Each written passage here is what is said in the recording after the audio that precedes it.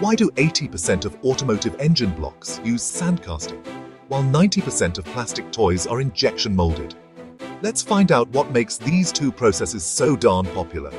Sand casting is like making a sandcastle, but instead of buckets, you use a pattern to shape the sand.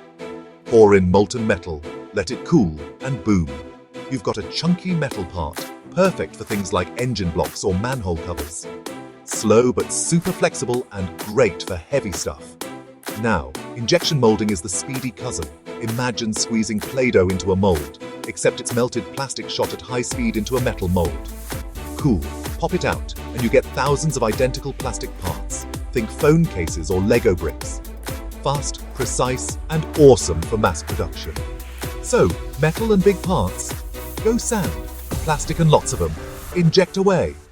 Which one would you try first?